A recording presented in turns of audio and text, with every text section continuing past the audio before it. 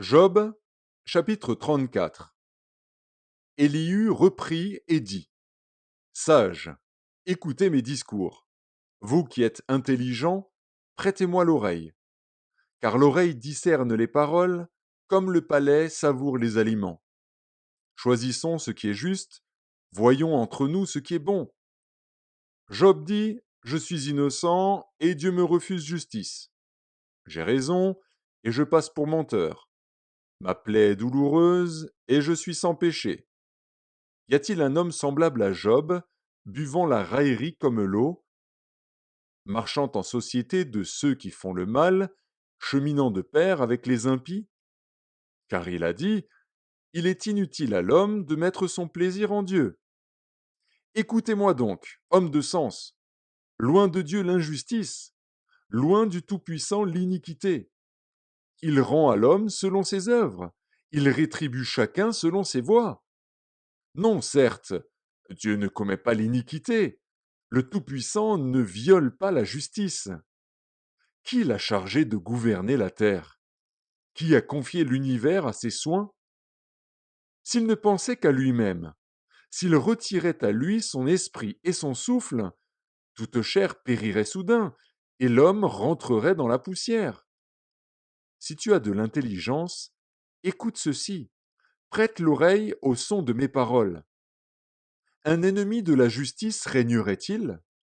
Et condamneras-tu le juste, le puissant, qui proclame la méchanceté des rois et l'iniquité des princes, qui n'a point égard à l'apparence des grands et ne distingue pas le riche du pauvre, parce que tous sont l'ouvrage de ses mains?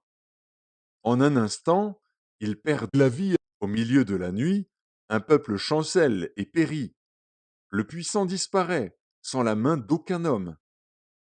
Car Dieu voit la conduite de tous, il a les regards sur les pas de chacun. Il n'y a ni ténèbres, ni ombre de la mort, où puissent se cacher ceux qui commettent l'iniquité. Dieu n'a pas besoin d'observer longtemps pour qu'un homme entre en jugement avec lui. Il brise les grands sans information et il met d'autres à leur place, car il connaît leurs œuvres. Il les renverse de nuit et ils sont écrasés. Il les frappe comme des impies à la face de tous les regards.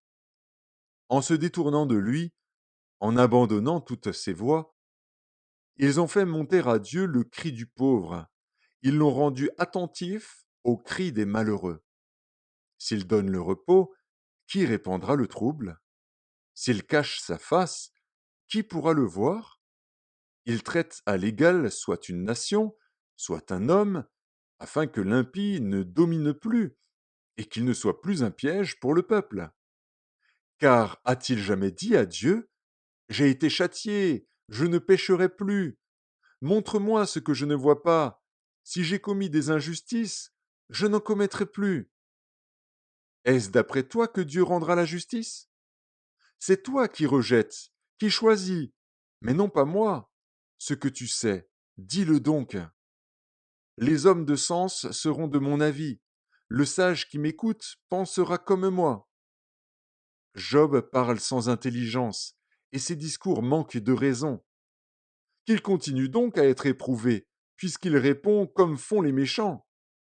Car il ajoute à ses fautes de nouveaux péchés. Il bat des mains au milieu de nous, il multiplie ses paroles contre Dieu.